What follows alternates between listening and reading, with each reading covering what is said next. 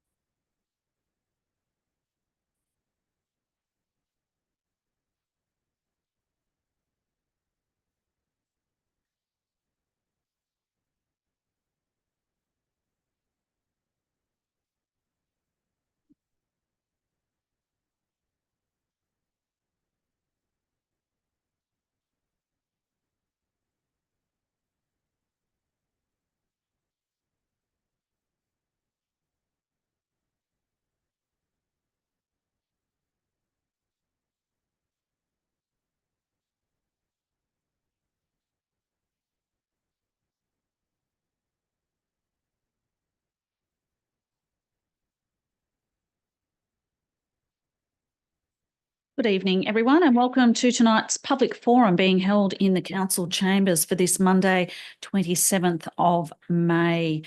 A reminder that this public forum is being audio recorded for administrative purposes. By speaking at the public forum, you agree to being recorded. Please ensure that if and when you are speaking at this public forum that you are respectful to other people and use appropriate language. Albury City accepts no liability for any defamatory or offensive remarks or gestures made during the course of this public forum. Item 2, conflict of interest declarations received. Mr. Zachnich? None received for the public forum, Mayor King. Thank you. We'll bring up our first speaker tonight, Adrian Seidel, in relation to 13.2, the development application 10.2023.40420.1, outdoor entertainment events, Kinross Woolshed, 5 Kinross Court, Thurgoona, speaking against the recommendation.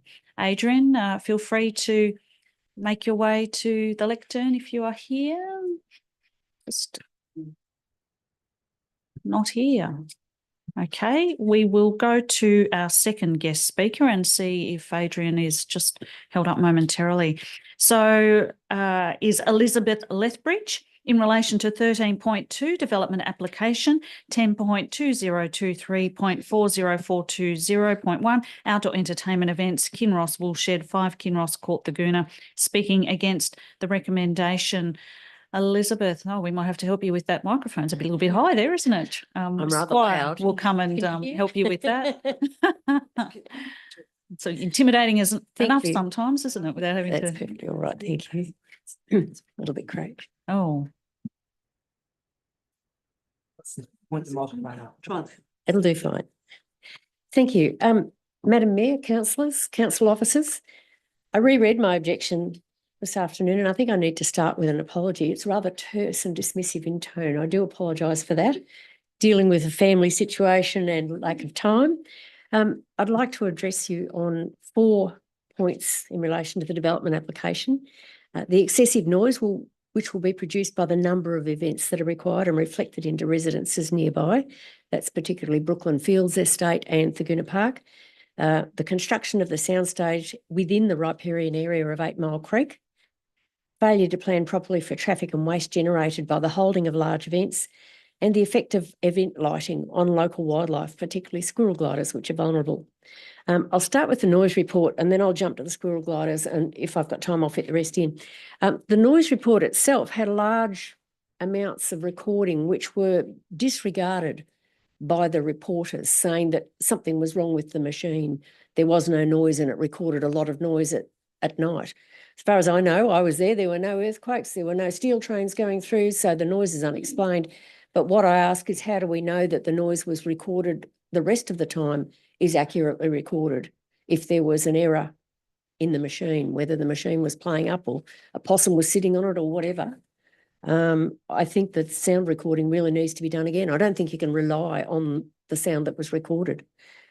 Seems to be a glitch. Seems to be the applicants perhaps didn't get what they paid for. The second point, noise from both development applications haven't been taken into account as a whole.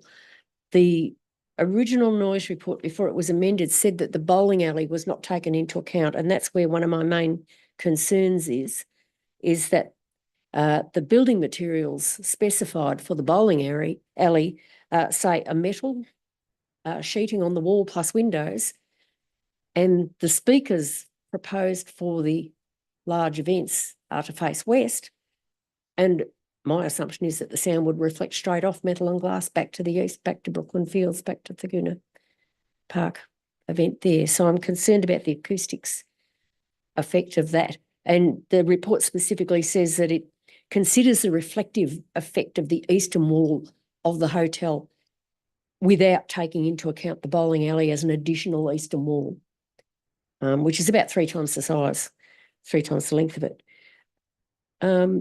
Also, the sound report, which was prepared for the bowling alley, and that's the development application that ends in 4012.8.1, already granted, says that music performances should be held indoors at night. I'm quoting this from the report, and that's plainly inconsistent with the application for large outdoor events. It also suggests doors and windows of the premises should be shut after 10 p.m, movement of patrons be managed by RSA provisions and door persons, and the patrons should not be permitted to congregate on the lawned areas at night. That seems to me to acknowledge that such noise in a residential area after 10 p.m. at night is not reasonable. So that's one of the main basis for my objection. I would say that the affected area shown on the diagrams for sleep disturbance is inadequate. I live 1.6 kilometres away in Vaughan Road, in my habitable rooms, my lounge room and my bedroom, through closed windows at night, heavy curtains. I can hear men on loudspeakers, I can hear music. I may just be in an unfortunate area, but I can actually hear the noise over a television. And I've got busy Thurgoona Drive right at the back of my block, and I can still hear the noise from the venue quite clearly. Not clearly enough to hear the lyrics, but everything else. I do note a couple of points, and I do apologise also for the rather random material I provided you late today. One of the points from the noise guide for local government which is only a draft document.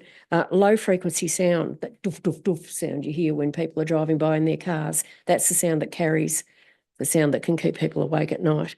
And that's the one that's hardest to control too, apparently, unless you actually change your balance on your sound. On that page, the one that says EPA noise guide, if you go down to the 5th bullet point there, if the noise is determined to be an offensive noise at any stage, so that would obviously be after some complaints, if a noise occurs within another 28 days after a noise abatement direction's been given, it actually becomes an offence. So my suggestion to council would be that you shouldn't permit more than 12 large outdoor events or medium outdoor events at night, because otherwise you run the risk of people saying that the person's actually committing an offence.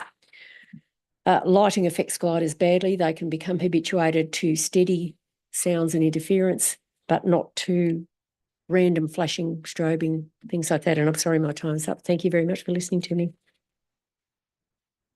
Thank you, Elizabeth. Well summed up. Thank you. I think you've got across your key points. Councillors, no questions, I imagine, at this stage. So happy to have heard and received that. That's fine. Oh, hang on. Councillor Bowen has a question. Yes. Thanks, Mrs. Lethbridge, for that. Just with the noise that you hear, you said it was over the top of your TV that you hear it normally? Yes, I can hear it coming through my lounge room windows. And do you know whether that is with like a band, or do you know like what the performance at all is? Not that I know either, but just like when you hear that, is it a special act that's happening? It's usually bass from bands, Mhm. but I can also hear higher pitched voices, and absolutely I can hear commentators on microphones when they do. And I'm aware of the logarithmic progression in decibels and things like that. I've also got questions about the effectiveness of the padded noise control panels. No, They don't thank seem you. to- No, that's great. Thank you. Appreciate that. Thank you. Yeah, thank you. Our next speaker is Sally Hendy, also in relation to 13.2, which is the development application in question. She is speaking against the recommendation. Hi, Sally. Again, thank you, councillors, for giving us the opportunity to speak. I'm Sally Hendy. I'm the Secretary of the Thurgoona Community Action Group, Thurgoona Willinga Community Action Group, and so I'm speaking on behalf of that group.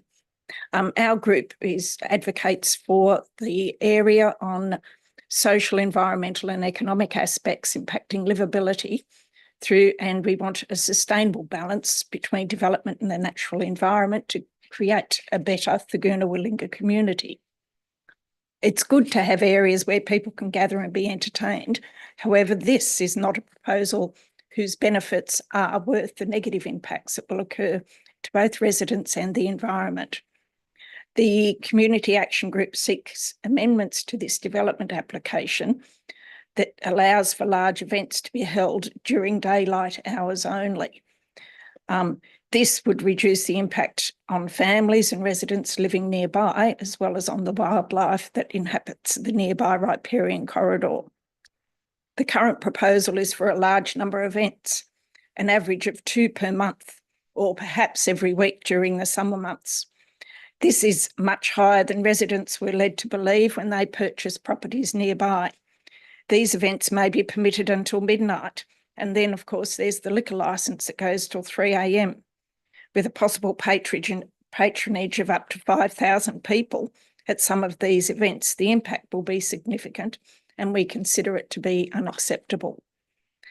Our specific concerns are based on the environmental impacts, the noise and lighting, the traffic impacts on safety and parking, and general safety concerns due to flooding and other emergency events. The environmental impacts, the statement of environmental effects that was provided basically is fairly inadequate. It only states that the site sits within a small linear strip of residential land. The adjoining site to the north contains an existing single storage dwelling encircling the site from north to east to the south. It is 8 Mile Creek, a seasonal waterway. It does not mention that 8 Mile Creek is high conservation value and is part of the Albury environmental lands. The area is a known corridor for Akali and squirrel gliders. And the population of gliders in the urban area has been shown to be in decline due to excessive lighting and noise impacts, impacts the use of the gliders and hollow-bearing trees. The development proposal will greatly add to this impact and on the viability of the gliders in the area. This is a significant corridor that is to be protected. The current plans for the Thurgoona-Willinga Precinct Structure Plan is supposed to be a city in nature, and developments such as this that impact on our nature really aren't in accord with that aspect. Okay, traffic movement and safety. This would be a significant issue, and it is currently, even if the events were restricted to daylight hours only, it is much worse when the events are at night time. In previous events held at the Kinross, vehicles have been parked everywhere and anywhere and in unsafe conditions. Access to the parking area is limited, and patrons have parked anywhere they could up and down Tabletop Road. While the DA does discuss broad options for parking and busing patrons, there's the practicality of that is very limited. There is not even any memorandum of understanding with the supposed bodies who would be taking part in this busing and walking for people. There's also safety concerns with flooding and emergency.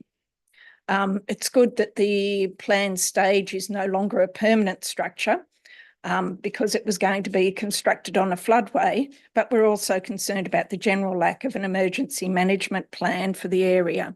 If there's flooding, fire, sudden or dangerous storms bringing down trees, as we have experienced recently, a lot of people overdosing at an event, a brawl or other criminal activity, how will the site be evacuated safely and efficiently? There just isn't suitable access and egress from the area. Our conclusion is that this application is not consistent with the public interest and will not benefit the broader Thurgoona community. The proponent has not done their due diligence in terms of assessing the environmental effects. It's a bit misleading to imply that the development provides a public good because it will allow the holding, because it is public good in that it can allow some events, but that doesn't override the negative impacts on the community and the environment. We would like to see major events in particular restricted to daylight hours only, and restrict the timing so that the events are not held when there's another significant event also at the Thurgoona Oval, and really addressing the traffic safety issue is a major necessity to provide safe parking, access and egress to the road reserve. Thank you for giving us time to speak. Thank you, Sally. Councillors, any questions for Sally at all? Thank you very much.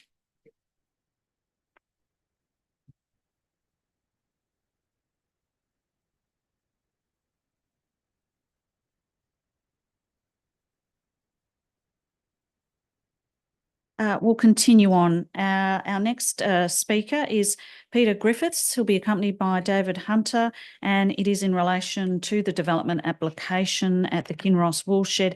He will be speaking in favour of the recommendation. Thank you.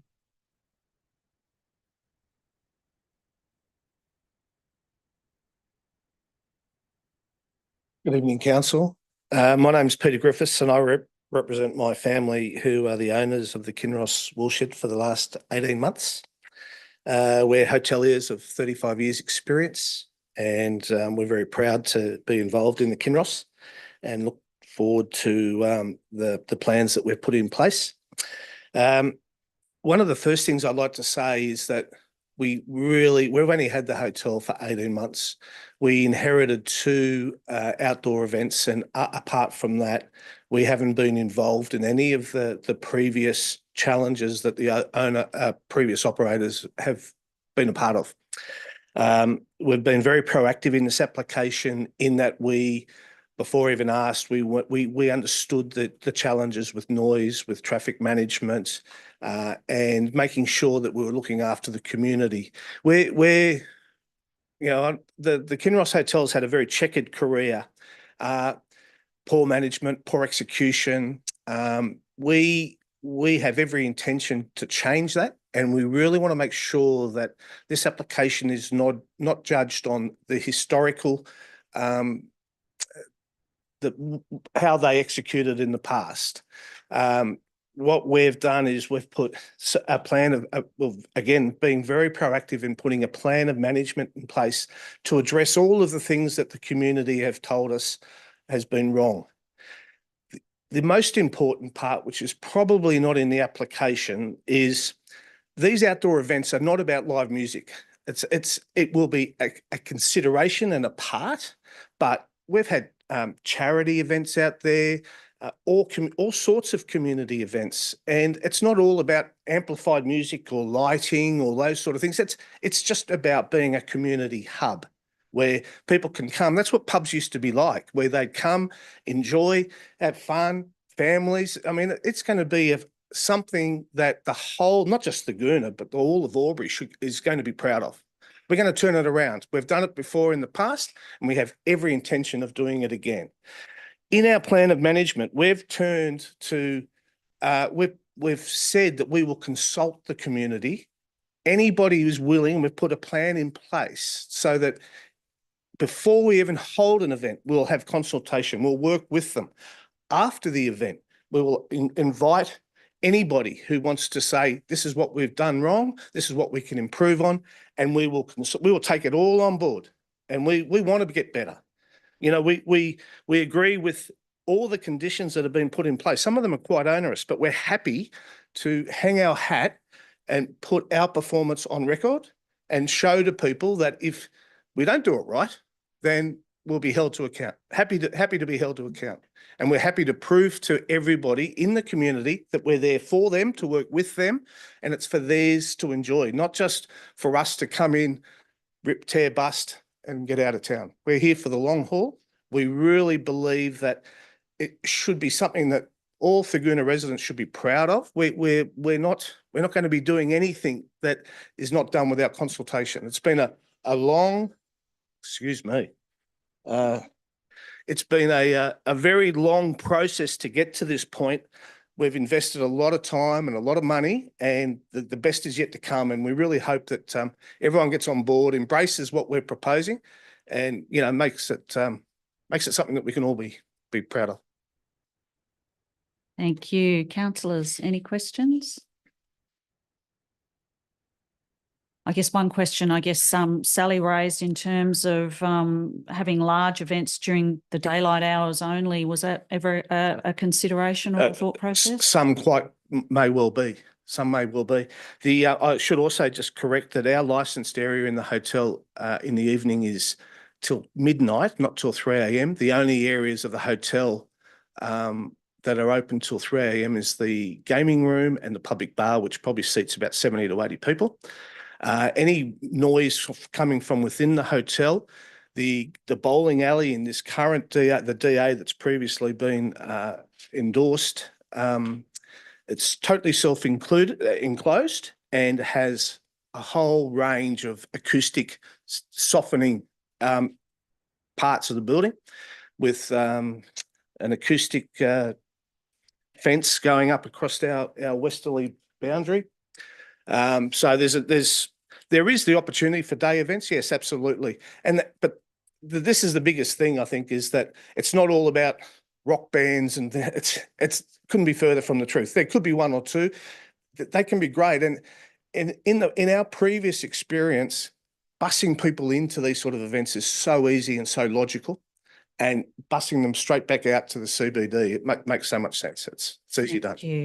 Thank you. Another, I guess one of our public speakers referenced a potential glitch in some sound recordings. Can anyone speak to that necessarily? Was there? Well, I think that was dealt with the planners. I'll but double check. I should also just bring to Council's awareness that the New South Wales State Government is actually loosening the sound constraints to encourage live music and entertainment throughout the state of New South Wales, especially in built-up areas. There is a nighttime economy that we are aware of, but I think, Well, that's a new It's initiative by the New probably- South Wales State Government. yeah, not as complete brush stroked as perhaps what's been suggested there. I think, yeah. Question, Councillor Callaghan? Thank you, Mayor King, and through you, and thank you for your presentation this evening, Mr. Griffiths. Sure. You mentioned that you'd had 35 years experience. Have you had some experience with hosting these major events in other venues that you've held? Yes, we have. We looked after the catering at the Canberra Racecourse for 15 years. Did all of the food, beverage and entertainment at Floriade for 20 years. We looked after various outdoor events. The one of the bigger ones was the car show at Exhibition Park in its early days when entertainment was it was a little bit more controlled. So please don't judge me on the last 15 or so years or 20 years. So yes, we have had experience. Thank you. Councillor Edwards, who joins us via video link, has a question. Councillor Edwards. Yeah, thank you, Making. Good evening. My question was in relation to the requested hours of operation. In the conditions, it's until midnight, but noting that the amplified music is to cease at 10 p.m. on all days. I'm just wondering what happens in those other 2 hours after the amplified music has ceased. They moved on out of the outdoor area into the licensed premise if they so choose, or bust back into town, or however way it's managed. So the outdoor event ceases at 10 and then they're moved on pretty much straight away. So the hours of operation are until 12 midnight. Is that to allow that movement to occur? Yeah, that's in the licensed premises and to allow them time to get off the premise safely, yes. Okay, thank you. Any other questions, councillors?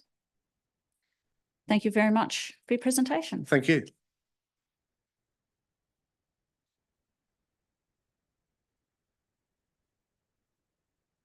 We're just pausing to see if our other guest speaker is trying to access via audio visual links. So I'll just confirm with our text to see where we're up with that.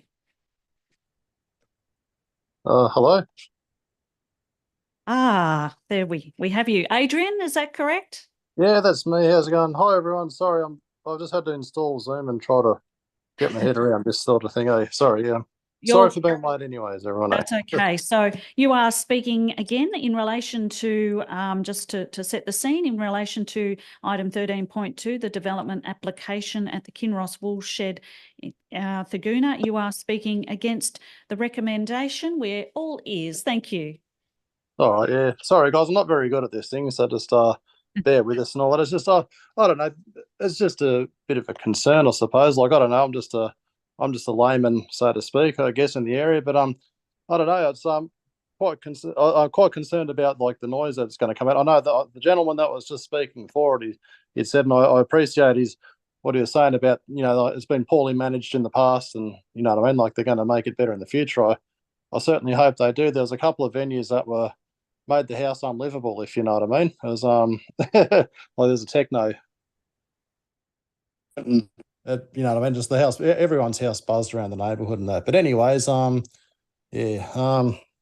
look, I'm a bit concerned about the 5,000 person events and all that, you know, like the parking. I think Blind Freddy can see that everyone's going to go for the closest place to park, which is all the streets around here. I guess that's a bit of an issue. And anyways, unless the traffic plans managed well, I suppose, but all for all the show and shines and the markets and all that sort of stuff. I reckon that's fantastic. That's great. But yeah, I guess I'm just speaking on behalf of our family, but I guess, yeah, we were concerned that, you know, but like when we first built here, as far as we were concerned, we were in stage one, that the Kinross is a closed place at that stage. You know, we figured we were building in a quiet area, you know, in a quiet little part of Brooklyn Fields even. There's only not too many houses around. There's plenty of bushland. And then, yeah, all of a sudden it's, the place is going to be reimagined as as a live entertainment venue, you know, and so I suppose we've got the memories of some of those events in the past that have really got us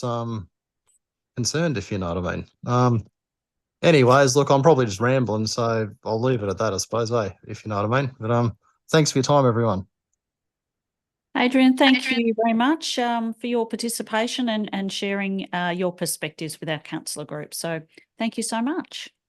Thank you very much. Can I just say one last thing? I wrote in a thing on the website there. It might have had some points that might be a bit easier to follow than just listening to me rambling. Sorry, I'm a long distance truck driver. I've been up for near 24 hours now, so it's just a bit hard to focus. Well, I think you've done very well. Don't be too hard on yourself. Thank you very much. Thank you so much for joining us. Thanks for your time, everyone. Wonderful. So that concludes our public forum.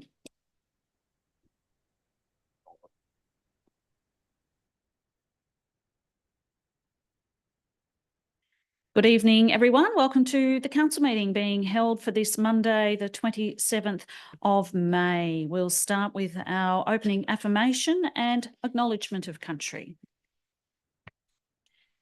We gather to represent the people of Albury who have entrusted us with this task. May our efforts be blessed with insight, wisdom and common sense. May our personal values give us honesty and courage to serve our community effectively and with respect for all. We would like to acknowledge the Wiradjuri people as the traditional custodians of the land that we meet upon today and pay our respects to the elders past, present and future, for they hold the memories, culture, tradition and hopes of Aboriginal and Torres Strait Islander people that contribute to our community.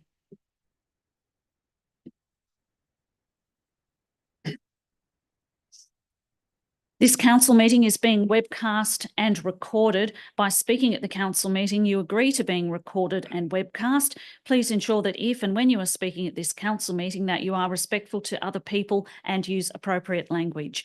Albury City accepts no liability for any defamatory or offensive remarks or gestures made during the course of this council meeting.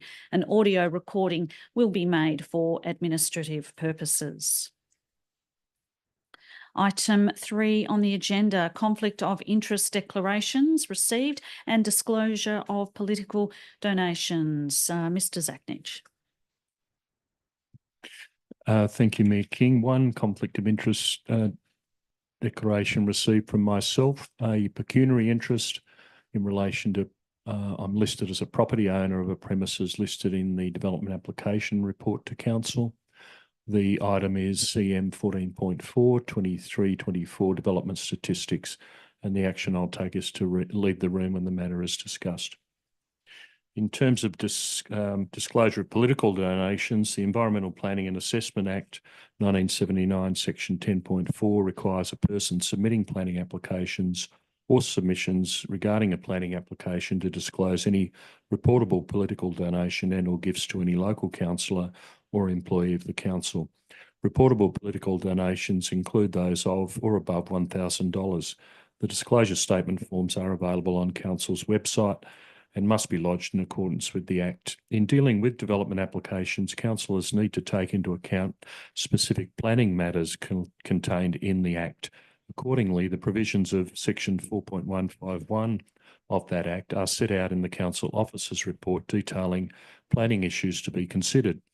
The Local Government Act 1993, Section 375A requires that a division be called whenever a motion for a planning decision is put at a meeting of the council. Planning decision means a decision made in the exercise of a function of council under the Act, including a decision relating to a development application, an environmental planning instrument, a development control plan, or a development contribution plan under the Act, but not including the making of an order under Division 9.3 of Part 9 of that Act. Thank you, Mayor King. Thank you. Item CM4, CM 4.1, apologies, there are none. CM 4.2, attendance by councillors at meeting by audio visual link. Councillor Bowen. Thank you, Mayor King. I'd like to state that the council receive a note and accept the attendance of Councillor Edwards and Councillor Cameron via audio visual link for the meeting. Thank you. Councillor Bettridge. Happy to second the motion, Mayor King. Thank you, councillors. We'll put the motion. Those for? Those against? That motion is carried. CM5, mayoral minute. There is no mayoral minute. CM6, action plans. Councillor Thurley. Thank you, Mayor King. I move the following action plans be received and noted. 1, actions complete for noting only. 2, actions awaiting response from external parties. 3, actions in progress. And 4, long-term issues more than 3 months. Thank you, councillor Callaghan. Thank you, Mayor King. Happy to second the motion. Thank you, councillor Thurley. Did you wish to speak at all? Any councillors wish to speak about any of the matters raised there? In that case, we'll put the motion. Those for? Those against? That motion is carried. Thank you. CM7, confirmation of minutes of previous meetings. CM 7.1, minutes of the council meeting held on Monday, the 13th of May, 2024 at 6:06 p.m. Councillor Thurley. Thank you, Mayor King. I move the minutes of the council meeting held on Monday, the 13th of May, 2024 at 6:06 p.m. be confirmed. Thank you. Councillor Bettridge. Thank you. Happy to second the motion, Mayor King. Thank you. If there's any speakers for or against, happy to put that motion. Those for? Those against? That motion is carried. Item 8, reports from community forums. There are none. Item 9, notices of motion, notices of rescission. There are none. CM10, presentations and deputations. We have none. CM11, reports, minutes of committees and working parties. CM11.1, minutes of the local traffic committee meeting held on Thursday, the 9th of May, 2024. Councillor Glacken.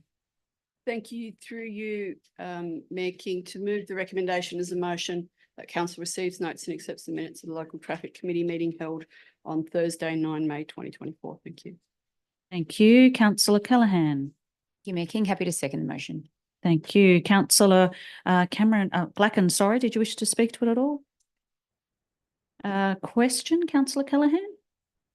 Thank you, Mayor King, and to the most relevant staff member. I just have a question in relation to, was there a resolution in the review of the traffic control signals at Fallon and Mate Street intersection and also the Smollett Street and Young Street intersection? Mr. Lawson. Yeah, thank you for the question. Through you, Mayor King. Was that in relation to the traffic signals? At this stage, there was no resolution. However, Transport for New South Wales were going to take that back and talk to operations to determine whether they can look at any solutions for those intersections, and we'll work closely with them around that. Thank you, Mr. Lawson. Thank you. There's no other speakers for or against. We'll put the motion. Those for? Those against? That motion is carried.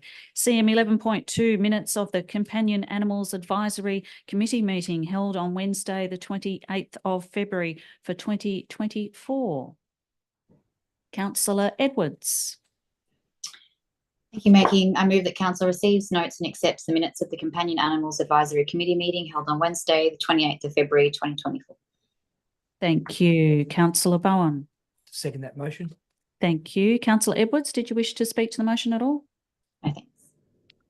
Any speakers for or against? If not, we'll put the motion. Those for?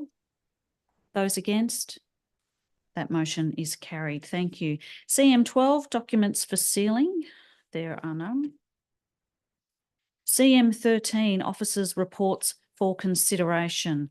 CM 13.1, development application 10.2023.0004069.001, 16 individual tenancies, car park signage, tree removal, demolition of existing structures, and 18 lot community title subdivision staged at 46 Racecourse Road, Thurgoona. Councillor Thurley. Thank you, Mayor King. I move that Council A receives the contents of this report and B grants consent to development application 10.2023.40629.1 for a staged industrial development and 18 lot community title subdivision and associated works on land described as lot 101 of DP 1246132, situated at 46 Racecourse Road, Thurgoona, subject to the conditions contained in the draft determination included at attachment 5 to this report. Thank you. Councillor Callaghan.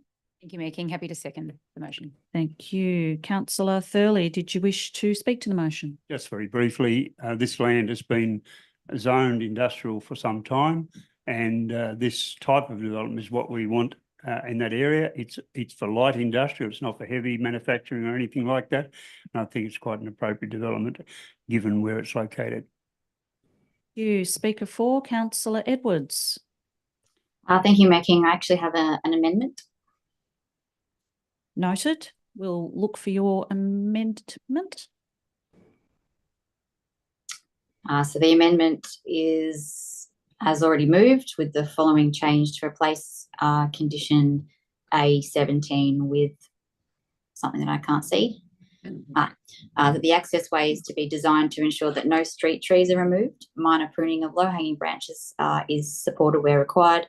The access way plans are to be submitted prior to the issue of a construction certificate to the satisfaction of council. And the condition reason is to protect street trees and local amenity. Councillor Thurley, are you happy to add that amendment? Yes, Mayor King. Councillor Callaghan, you happy to second that amendment? Thank you. Did anyone wish to speak to the motion? Councillor Callaghan. Thank you, Mayor King. Very happy with the amendment. I've seen the tree. It doesn't seem to be impeding egress or access. I don't think it makes much of a difference to the proposed plans, but I do want to speak to perhaps this is a missed opportunity for the Albury Race Club. Its users could have purchased it, and it's been much of a hoorah in the space. The proposed development is in the E4 General Industrial Zone, and this type of development would not support heavy industrial activities, nor is the development considered a high traffic generating development. There was mention of risk or serious accident with traffic and horses commingling on Racecourse Road. There have been measures put in place such as horse crossing signs, flashing lights and reduced speed signs along Racecourse Road to support the safety of horses and for road users as well. I'm happy to support the development and the DA before us this evening. Thank you. Thank you. Question, Councillor Bowen. Thank you, Mayor King. Just regarding to the most appropriate member of staff through you, just regarding the crossing that's there at the moment, if that poses a drama being out the front of this new development of for the horses, is there a possibility that could be considered to be moved slightly further down the road a fraction if that poses a problem? Mr. Wilson. Oh, we're already on. Thank you for the question, and through you, Mayor King. We require detailed design of the access way to confirm that there's no issue with tree location. And so my suggestion would be it appears possible, but outside of seeing detailed design, we won't know for sure whether it is indeed possible. Thank you. Thank you. Speaker 4, Councillor Edwards. Yes, happy to support the application, but I just wanted to note that there was nothing in the documentation for this DA that indicated that very large old native gum tree in the Racecourse Road Reserve needed to be removed, and that we as a council are developing an urban forest strategy which seeks to increase the tree canopy cover in our city for a range of positive outcomes, and that approving the removal of street trees for no good reason only gets us further away from those outcomes. Thank you. Thank you, Councillor Edwards. Speaker 4, Councillor Baker. Thank you, Mayor King. While I'm supporting this application, I really would like to just mention that I can see from a horse perspective and horse trainers' perspective that they would see this as a negative, and it is changing the way things have been for a lot of years. So I do sympathise, but I have a strong belief that the developer has every right to put what he wants because it's zoned light industrial, and that's the right sort of facility to go in there. But you know, I have concerns that it is changing. Thank you. Thank you, Councillor Baker. Speaker against, Councillor Cameron. Thank you, Mayor King. I'm opposed to the recommendation. I believe that this will have a very large material effect on horse racing and horse training in Albury. which is an important industry in our city. And as a city, I think we do very little for this industry, much less than we do for others. And I think that there could be a more productive and harmonious resolution to this than simply allowing people to further develop it as an industrial area. Thank you. Thank you, Councillor Cameron. There are no other speakers for or against. Councillor Thurley, do you wish to close debate? In that case, councillors, we'll call a division. Those for, councillors Edwards, Thurley, Callaghan, Bowen, King, Betteridge, Glacken and Baker. And those against, Councillor Cameron. That motion is carried. Thank you, councillors. CM 13.2 Development Application 10.2023.40420.1 Outdoor Entertainment Events Kinross Woolshed 5 Kinross Court, Thurgoona. Councillor Callaghan. Thank you, Mayor King. I'd like to move that Council A receives the contents of this report and B grants consent to the development application 102023.40420.1 for outdoor entertainment events at the Kinross Hotel on land described as Lot 581 DP 785549, situated at 5 Kinross Court, Thurgoona, subject to the conditions contained in the draft determination included at attachment 8 to this report. Thank you. Councillor Betteridge. Motion, Mayor King. Thank you. Councillor Callaghan, do you wish to speak to the motion? Oh, question first, is it? Yeah, sure. Thank you, Mayor King, and through you to the most relevant staff member. Just based on the forum we've heard this evening, there's been much interest in traffic management and receiving images in the report as well. So noting from previous events held at Kinross, there's been real issues with the parking and compliance. And whose responsibility is it to enforce that cars are not parked on footpaths or verges? Mr. Wilson? Yeah, through the chair. My understanding is if it's signposted, then it would be a matter for rangers. If it's a general disobedience in terms of driving, then I understand that's a police matter. Thank you. I have a follow-up question, if that's okay. In the report, there's many references to stakeholders, and could you clarify who those stakeholders are likely to be?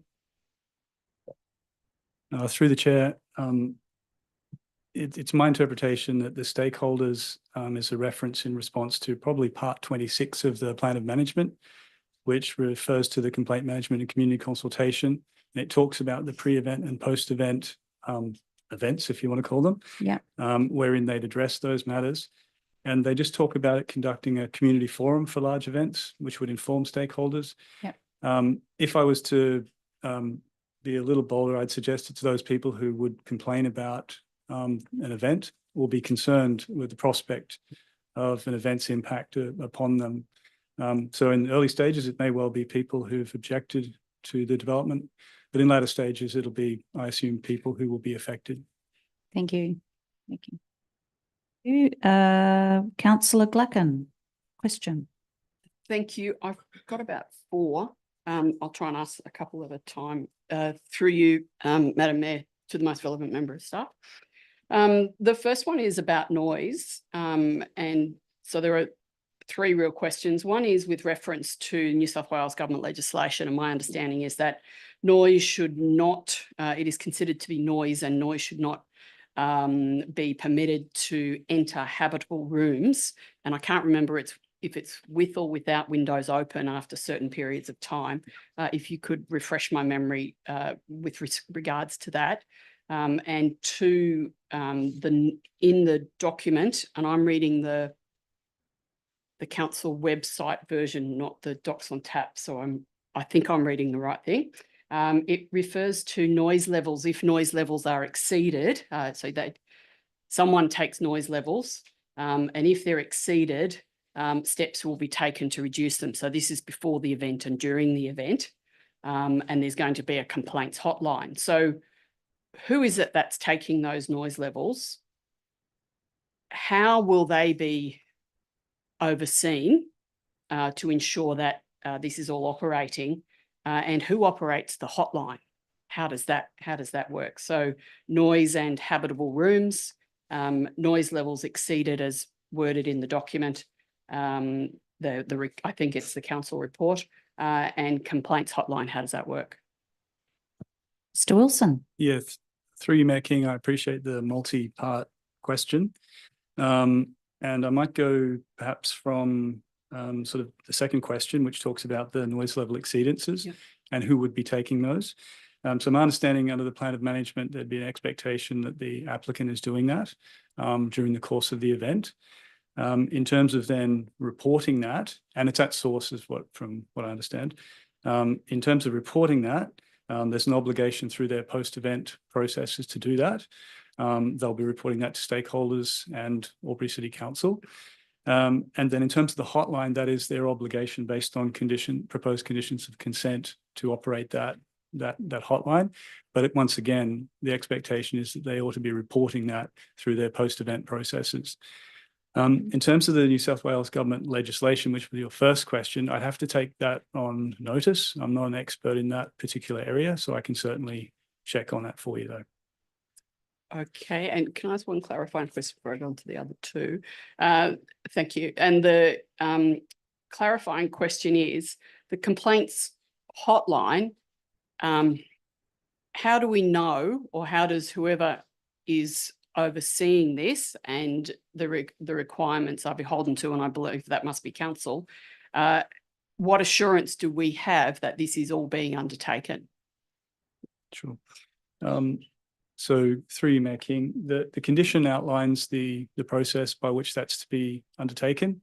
The complaint management and community consultation section of the plan of management also obliges the applicant or the event holder to have the pre-event and post-event engagements. So I would suggest that there's an obligation, obviously, to do it. Yeah.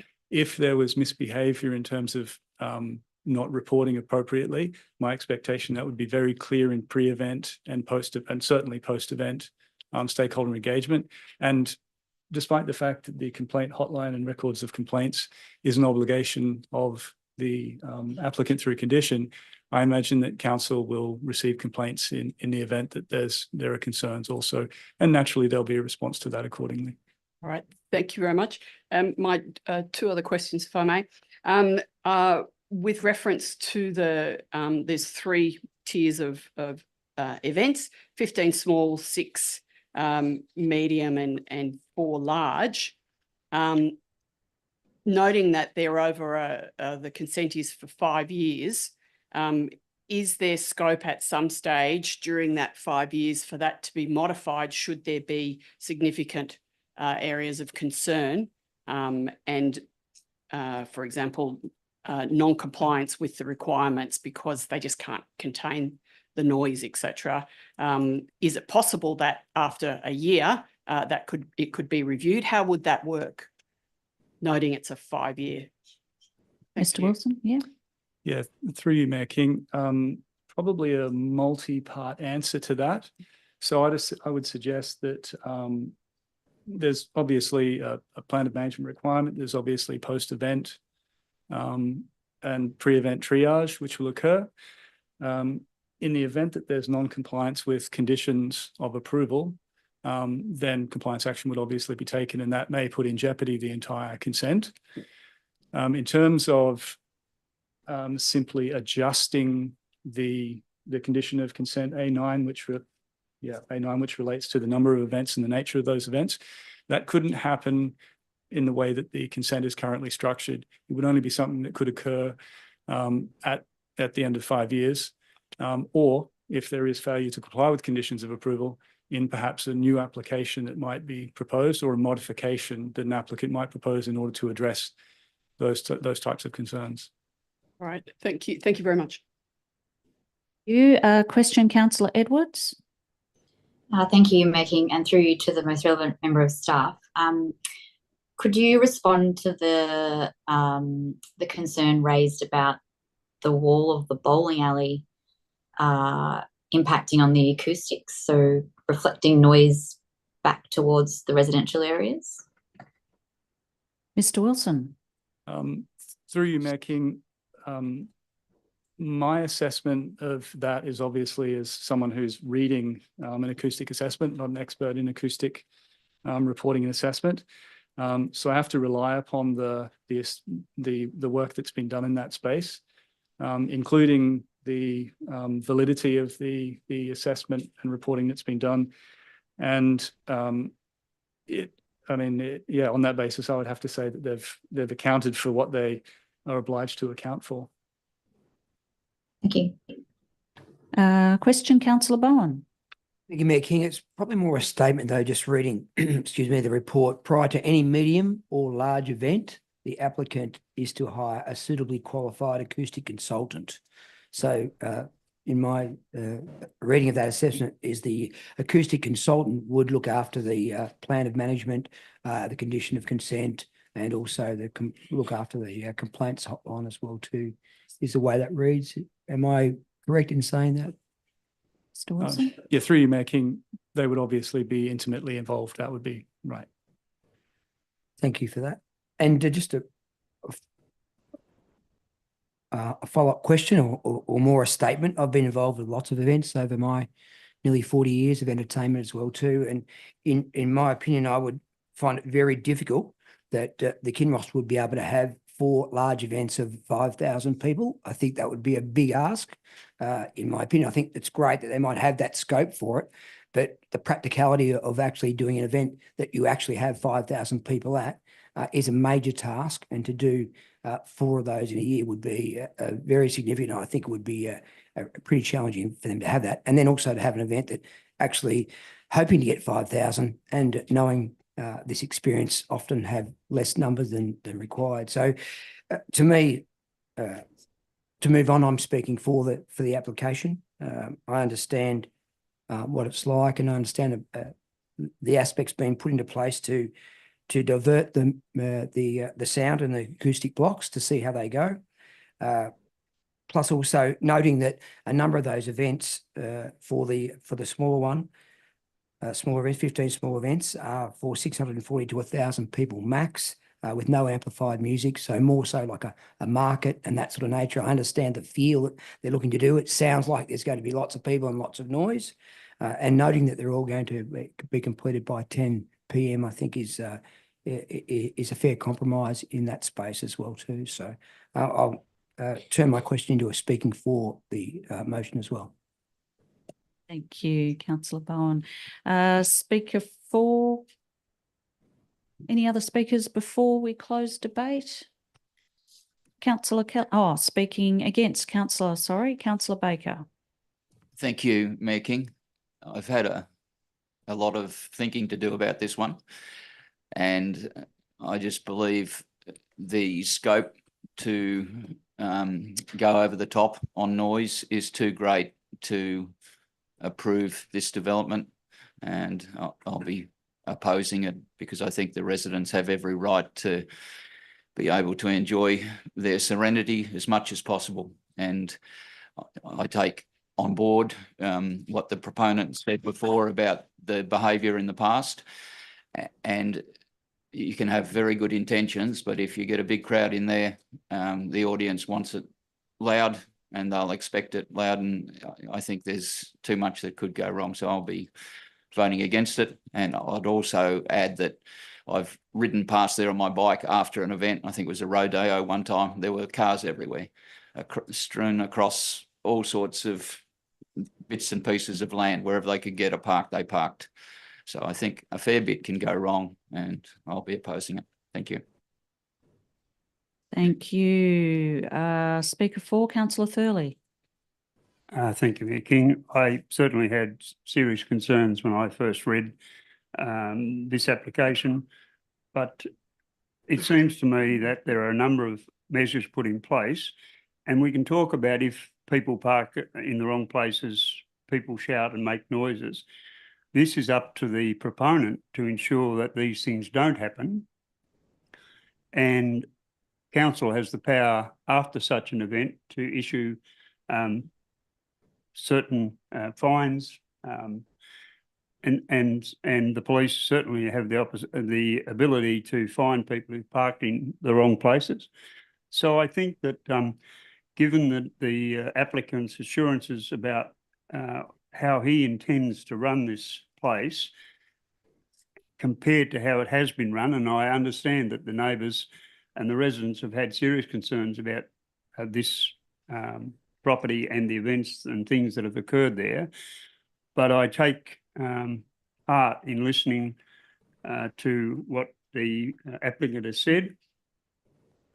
It was always confusing to me that events would run till midnight, but all amplified sound stopped at 10 p.m. But now I understand what the relevance there is, and I think that it's worth giving this applicant consent and monitoring it very carefully in the future. Thank you, Councillor Thurley. Speaker against, Councillor Edwards. Thank you, Mayor King. There are clearly some issues here with sound and light pollution for wildlife, amenity of the neighbours, car parking and traffic. And I'd like to thank the nearby residents who made some very constructive submissions on these matters. I am, however, just pleased to see that there have been a number of conditions that have been placed on this DA that go towards addressing the concerns of the residents. But I don't think we need to wait 5 years to see if these conditions have been effective. Something like 3 years would be a much more reasonable time frame to see if they've been effective. And I'd be happy to support this DA with some amendments to the conditions to reduce the DA time frame if someone would move something like that. But I won't be supporting the recommendation as it is.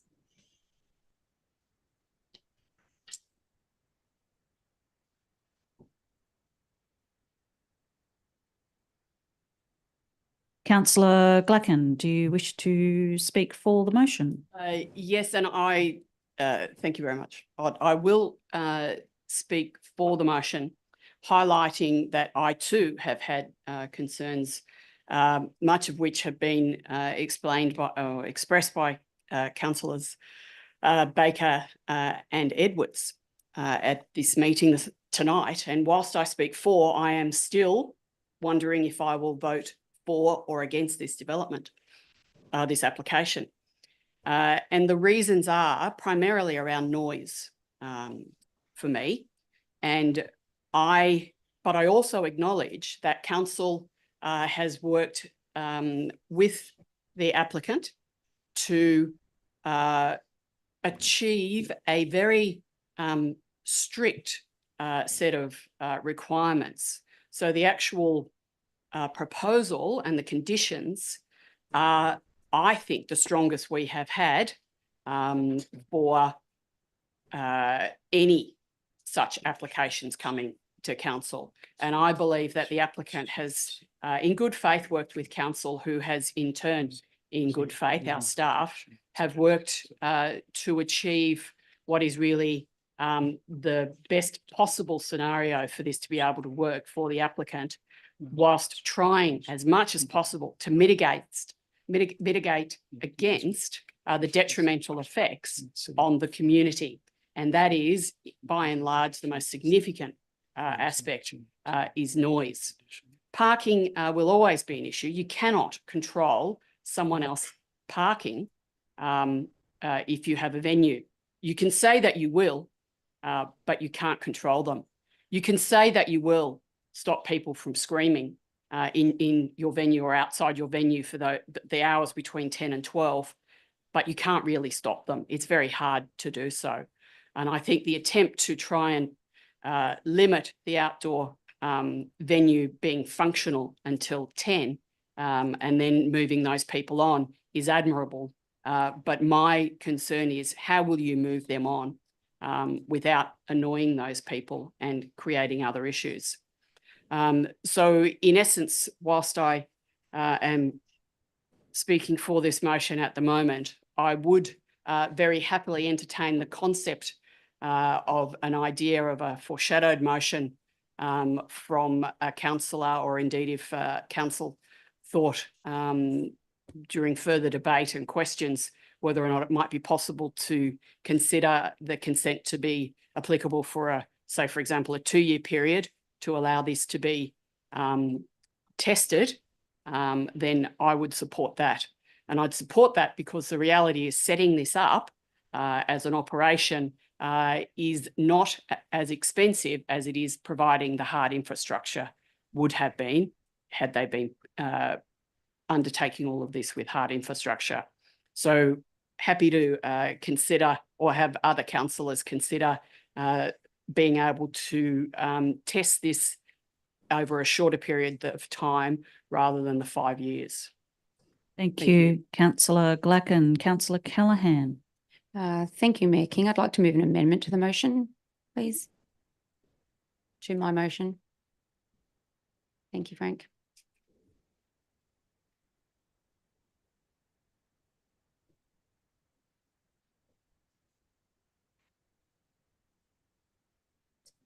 Thank you. I shall read on with the following changes to conditions, which are to A11. So in the consent application form is post-event report and consultation, which is a post-event report and consultation with key stakeholders, including Albury City Council, shall be undertaken within 30 days of the event or prior to the next event, whichever comes first.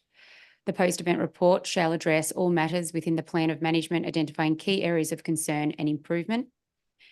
And the condition reason is to protect public interest, the environment and existing amenity of the locality, A992 in brackets. And A7, duration of consent. Pursuant to section 4.7 of the Environment Planning and Assessments Act, the consent will expire 3 years from the date of consent.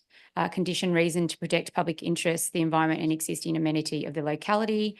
And C1, which is one word changing, might I add, which is the permitted hours of operation for event and noise amplification. It did say note the permitted hours. I've taken note out, so it's more of a statement now that the permitted hours of operation for events are Monday to Thursday, 9 to 10, Friday and Saturday, 9 to 12 midnight, Sunday and public holidays, 9 to 10 p.m. midnight, Good Friday and Christmas Day, 12 to 10, New Year's Eve, 10 to 2 a.m. the following day. All external sound amplification equipment or loudspeakers emitting music, announcements, broadcast, telephones, and the like is required to cease no later than 10 p.m. for all events any day of the week. And the condition reason is to protect the amenity of the local area. Thank you, Mayor King. I'll speak to it. Thank you, Councillor Callaghan. I'll check if Councillor Betteridge is happy to second that amendment. Yes, thank you.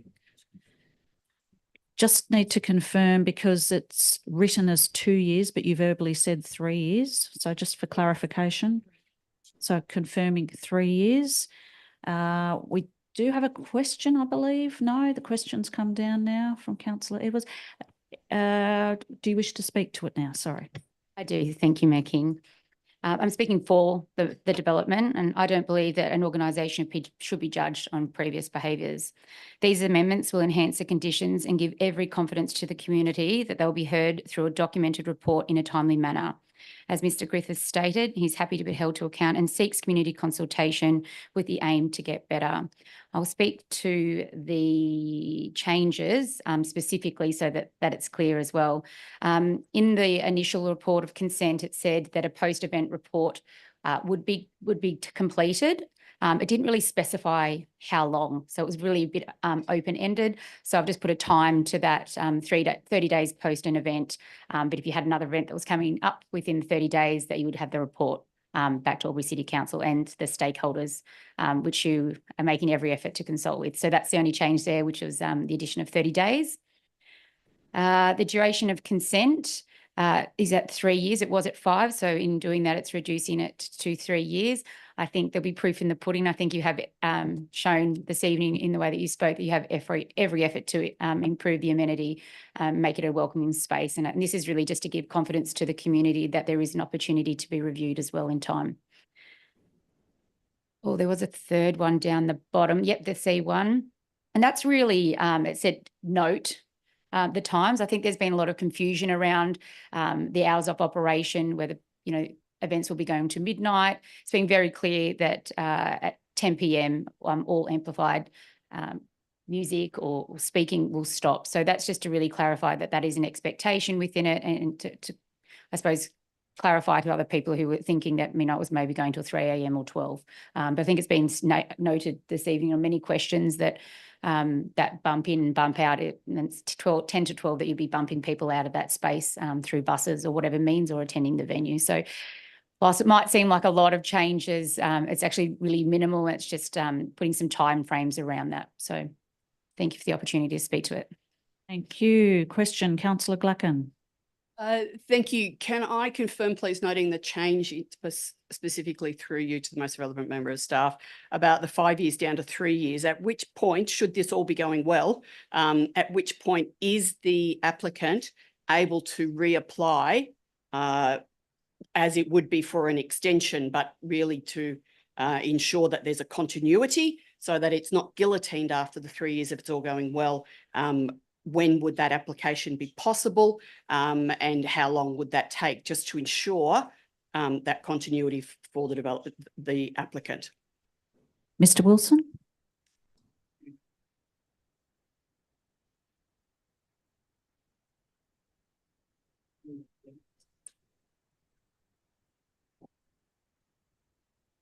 Just double checking our audio in here. Through you, Mayor King. Oh, yes. Thanks, sorry about that. Through you, Mayor King, the options available to an applicant in a situation like this, as obviously there's the first option is to request review. If they're not happy with the 3 years, immediately they can request a review of that. They'd have an appeal option as well. Should they be satisfied with a condition at 3 years, then there's potential to seek modification of the consent later on, or to make a new application entirely aimed at an entirely different set of metrics and arrangements.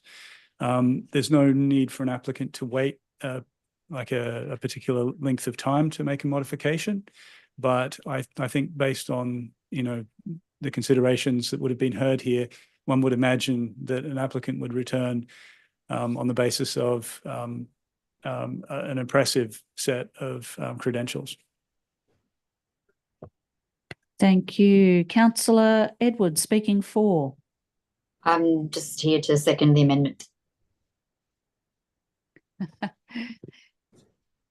Thank you. I think Councillor Betteridge might have done that as well, so that's okay. Sorry if that was missed in communication. Councillor Bowen.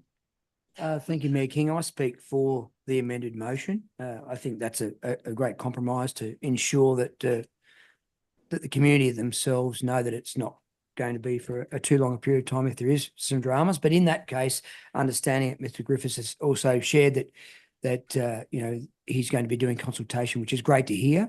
And often one of those 5,000 events might be a carols by candlelight type of event. So we're not talking necessarily about all rock concerts per se and loud music necessarily. They could be a community event such as that would bring the community together, and something that I'm sure that would be really welcomed within the Thurgoona and Albury community as have been done at that location on previous occasions. So I speak for the amended motion, though. I think that I like the conditions. I think that the component is looking to address those issues as much as possible and consult with the community. So I hope all goes well. Cheers. Thank you. To close debate, Councillor Cullen, or happy to put the motion? Happy to put the motion, making. Okay, councillors, we'll put the motion. I'll call a division. Those for. Councillor Edwards, Thurley, Callaghan, Bowen, King, Betteridge and Gluckin. Those against? Councillor Cameron, Councillor Baker. That motion is carried. Thanks, councillors.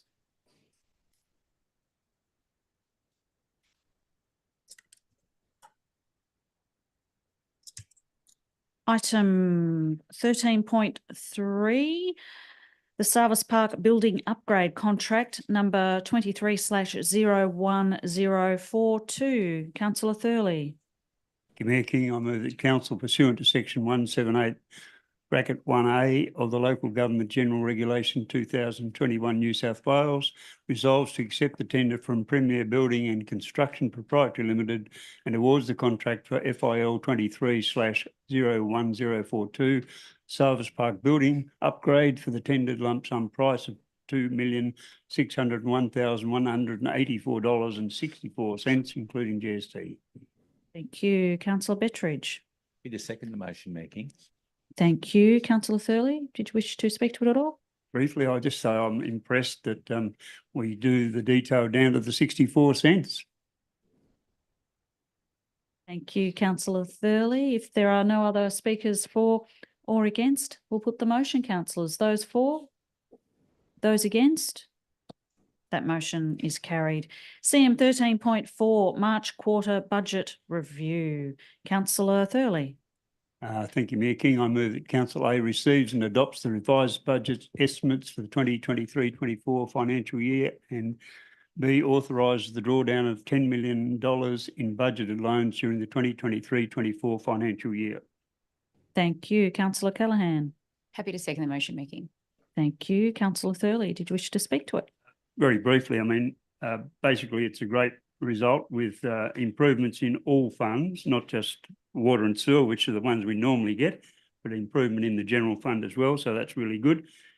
I guess I'd like to just highlight some words from the statement. The financial performance of airport operations over the last 12 months has been significantly more positive than forecast due to revenue generated by Bonza services, mainly car parking. The additional revenue exceeds and will fully offset any outstanding debts unable to be recovered from Bonza. Thank you, Councillor Thurley. Any other speakers for or against? In that case, happy to put the motion, councillors. Those for? Those against? That motion is carried. Item 13.5, WHS pesticide use notification plan. Councillor Gluckin. Thank you. I'm happy to move the recommendation as a motion as on the screen, that council receives and endorses the revised draft WHS pesticide use and notification plan procedure documents, including WHS 9.5.4 pesticide use notification plan and WHS 5.9.4.1 pesticide spray record template, endorses the revised draft WHS pesticide use notification plan documents to be placed on public exhibition for a minimum of 28 days. And if no submissions are received through the public exhibition process, adopts the draft WHS pesticide use notification plan procedure documents as the final version. Thank you. Do we have a seconder, councillors? Councillor Callaghan. Happy to nominate, second the motion, Mayor King. Thank you. Councillor Gluckin, do you wish to speak to it? No, happy to reserve my right of reply. Councillor speaking for, Councillor Edwards. Actually, I've got an amendment, please.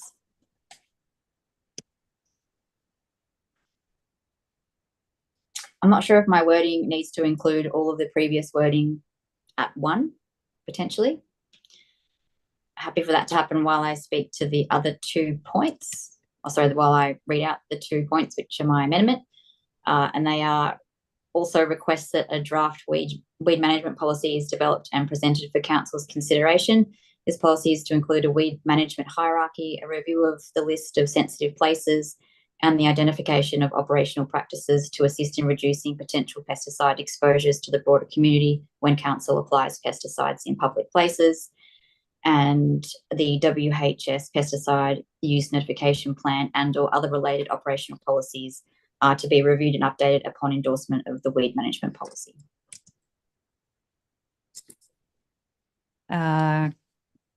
Councillor Baker. Happy to second the amendment, Mayor King. Thank you. Councillor Edwards, did you wish to speak to it? Yeah, just clarifying that if at item 1, we could have all the wording from the recommendation. Yeah, that is being happening. filed Great. at the moment. Did you wish to speak to it while we get that publicly done? Oh, looks like it might be coming. Thank you. Happy to. So the notification plan states that Albury City has contemporary and robust procedures for the procurement and selection of pesticides, application of pesticides, training, reporting and record keeping of pesticide use, and as such, these operational procedures are outside the scope of this plan, and that is noted. It also states that other operational procedures within Albury City ensure that all pesticides are applied to public places in a safe and reasonable manner to minimise harm to people and property, with special consideration to the environment, ecosystems and native wildlife. And this sounds absolutely wonderful in theory. However, I'm concerned that Council has no formal policy or strategy on this.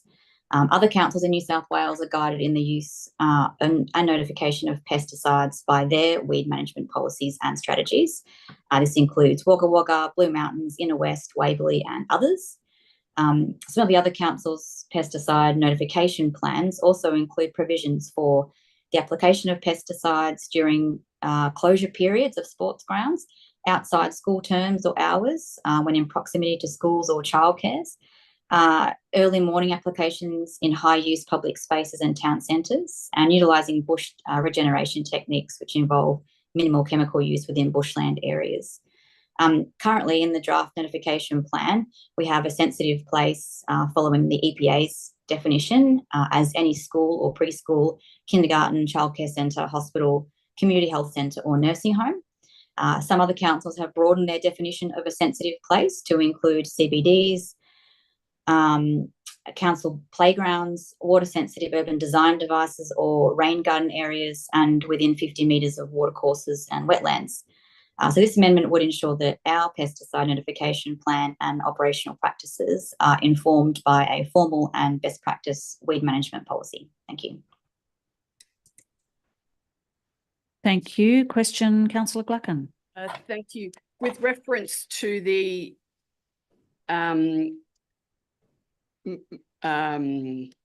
alternative motion on the board from the one in the report, I have two questions. One is, how do we deal with what was in the original motion, parts B and C? And the second part of the question is to the most relevant member of staff, again through you. What are the implications of the addition of, as is on the board at the moment, points 1 and 2, with reference to staff policy and staff practice and procedure? And just to clarify, we were just in the process of putting on those other points, which so the 28 days. Question number 1. So I think that's been updated now. All right, thank you. So my next question is the areas that are now item number 3 and 4. How does that affect us with our practice and procedure at Albury City Council? What are the implications? Is it onerous? Is it an enabler, etc.? Mr. Costello. Thanks very much for the question, Councillor Gluckin, and through you, Mayor King. Certainly we're happy to consider the amendment that's proposed there. We have a range of controls already in place with regards to our weed control activities, and certainly our staff are required to be appropriately trained, and certainly we're using chemicals in accordance with the label and the registered purpose. That being said, it would certainly complement some of the existing procedures that we have in place and would consolidate a lot of that information that's already in place. So certainly happy to support that amendment, and it certainly could add value to our process and procedures. Okay, so just confirming that a significant part of 3, for example, is already being undertaken. 3 and 4 is already being undertaken, but this is really simply solidifying that in this motion. Is that the staff view? Mr. Costello, to clarify? Yeah, just thanks very much for the question, Councillor Gluckin, and through you,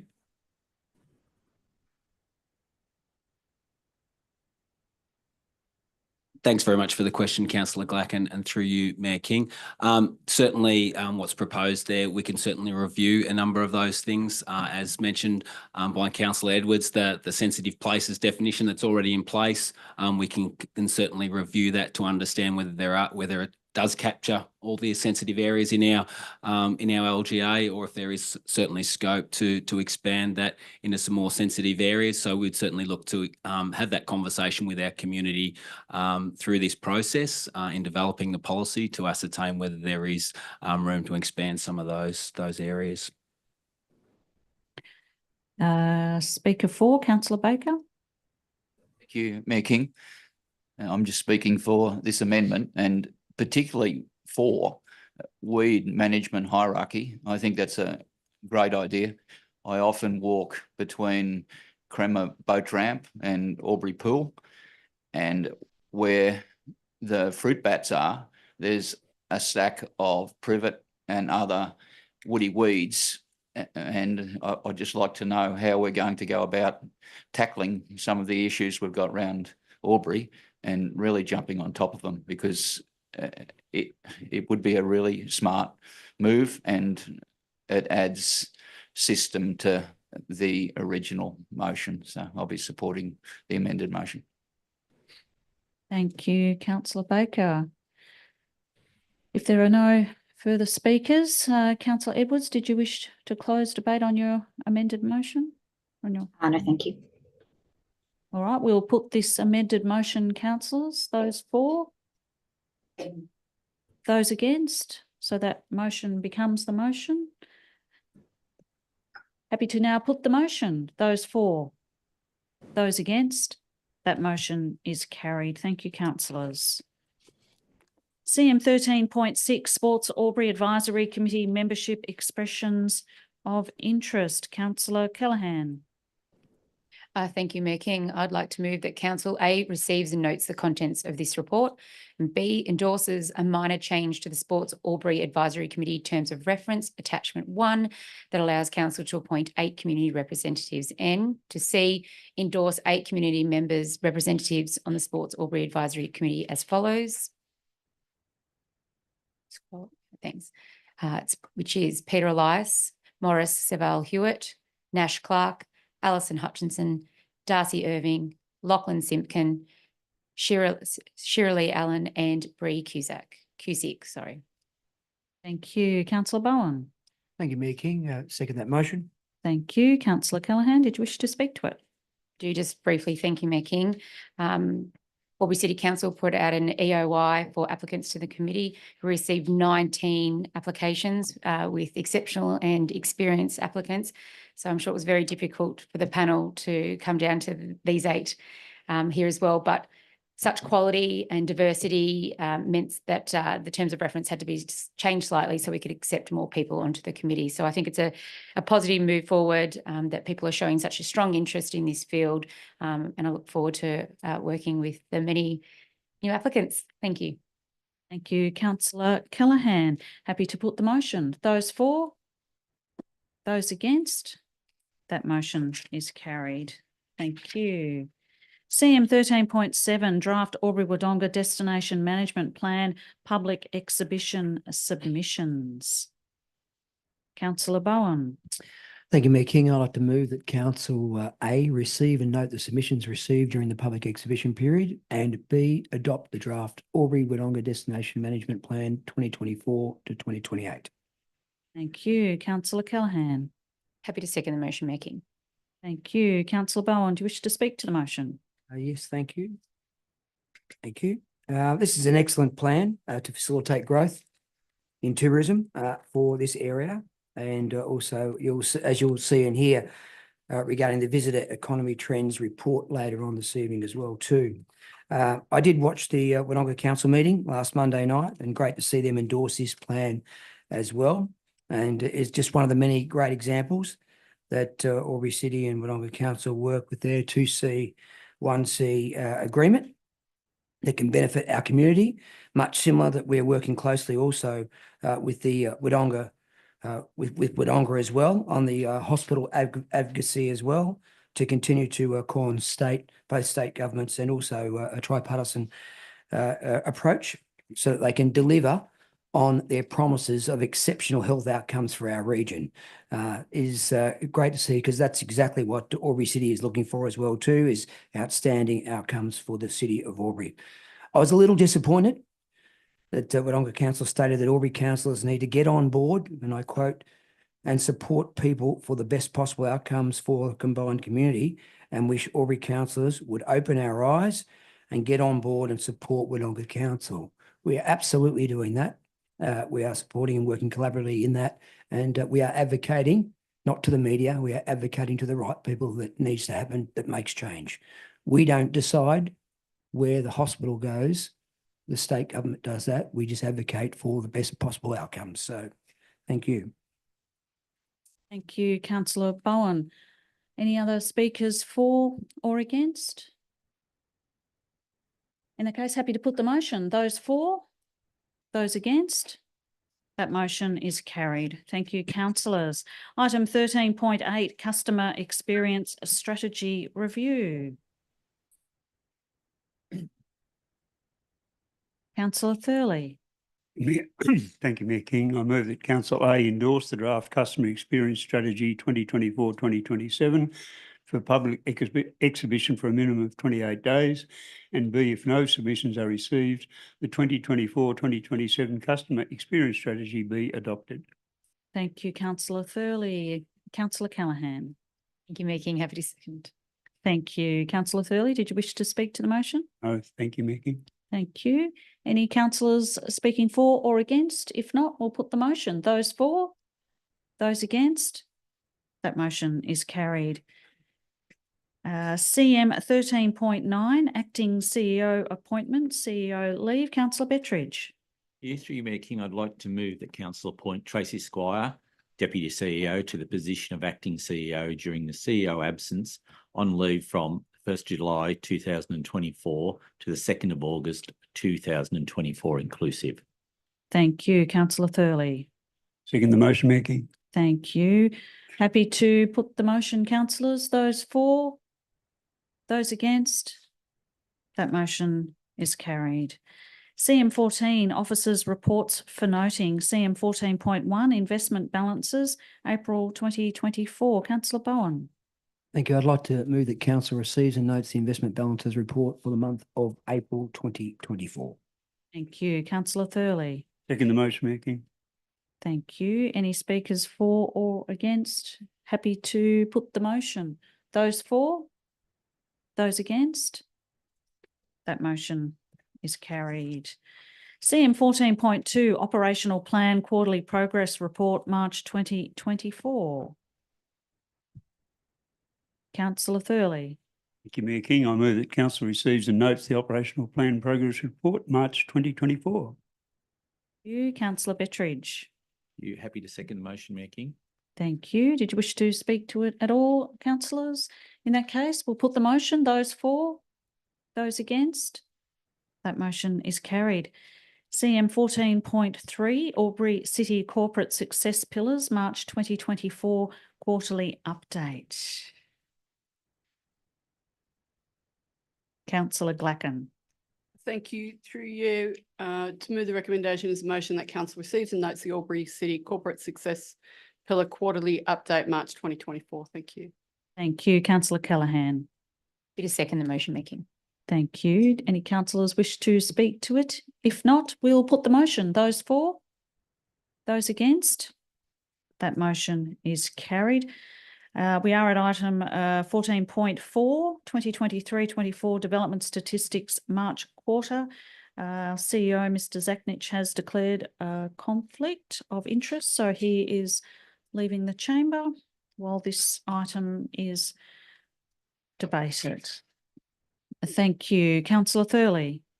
Thank you, Mayor King. I move that Council receives and notes the information in the March 2024 Quarterly Development Statistics Report. Thank you. Councillor Bowen. Happy to second that motion, Mayor King. Thank you. Did any wish to speak to it at all, councillor? Yes, I do. Thank you. I note in the report that 152 development applications were determined at an average time of 46 days. And so when I read the article in the Sydney Morning Herald by journalist Ross Gittins, I'd like to just quote some of what he said. He says, delays in improving development applications by local councils can be excessive. I think councils and government departments are monopolists, and like all monopolists, they take advantage of the lack of competition. Private sector monopolists whack up their prices and don't worry about the quality of the service they provide. Public monopolists make you jump through hoops that aren't strictly necessary, and they fix your problem in their own good time.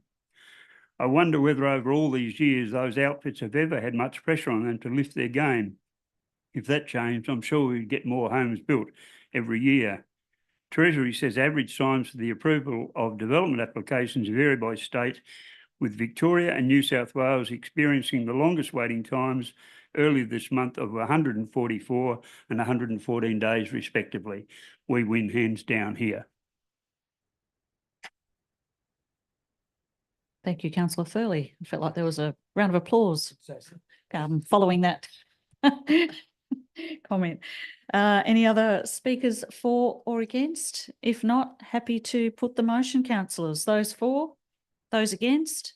That motion is carried. We'll await Mr. Zaknich's return to the chamber.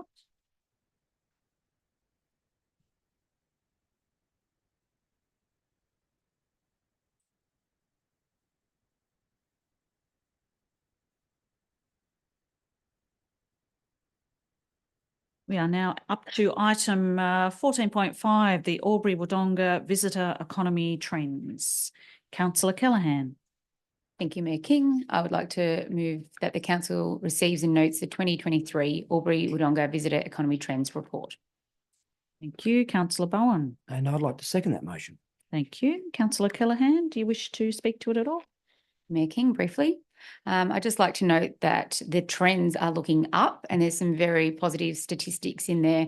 One being that there are 184,000 new users to visit Albury-Wodonga, which means the eyes are on us here locally.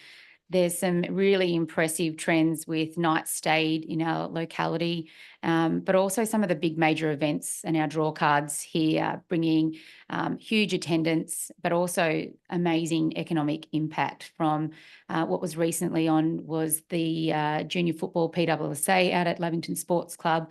We know that Country Cup basketball always brings in huge numbers and that means huge dollars. So some pretty impressive statistics and very well tracked, but also noting that in some areas we're doing stronger than pre-COVID and in other areas we're getting closer to that pre-COVID mark. So some really wonderful things happening in this space.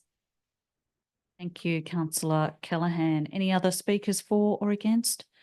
In that case, we'll put the motion, councillors. Those for, those against? And that motion is carried. CM 15, delegates' reports for noting. There are none. CM 16, notice of urgent business, councillors. There is none.